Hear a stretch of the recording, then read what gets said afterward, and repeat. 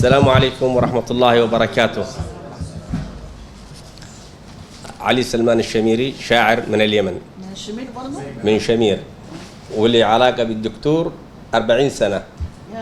أول مرة وأول لقاء أول لقاء بالدكتور السفير عبد الولي الشميري في 83 حجينا مع بعض.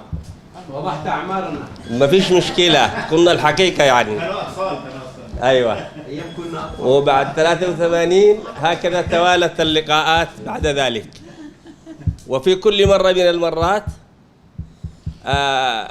ألتقي به كثيرا يعني. فزارني إلى منطقة اسمها أبو زهر في الخوخة. فقبل أن يأتي إلي الدكتور عبد الولي أجلس أرتب أفكاري، أقول بقول لما أقابله أنسى كل حاجة، ما عاد أفهم شيء وأنسى كل شيء. فكتبت هذه القصيدة، بل الديوان كله ذا مهدى للدكتور عبد الولي الشميري، أصول الحب.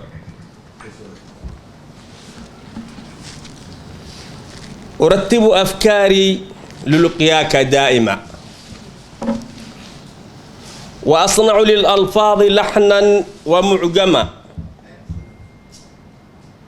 وأسهر طول الليل. هذه جميلة، وهذه حلاها فاق معسولة اللمى، وأرسم عشتارا لحب يذيبني، ويسهر أعصابي ويقتاتني دمع، وأرقب وجه الصبح حتى إذا أتى كعبد الولي طهرا تحولت أعجما.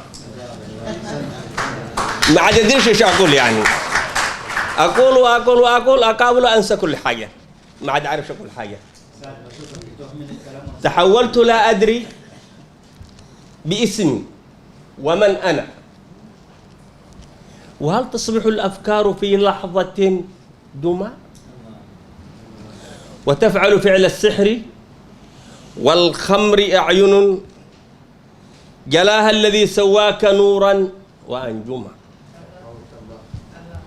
تشع بحب الله في كل برهة، فيبصر من قد طال في عمره العمى، وتجتمع الأكوان عندي في واحد، هو الحب والأنفاس والأرض والسماء. وهذه الهدية للدكتور عبد الولي. شكرا جزيلا. وهذا ديوانك ودي هديتك. شكرا لك، شكرا من القلب. وتجتمع الأكوان عندي في واحد، شكرا لك، شكرا من القلب. الحب والأنفاس والأرض والسماء. والسلام عليكم ورحمة الله.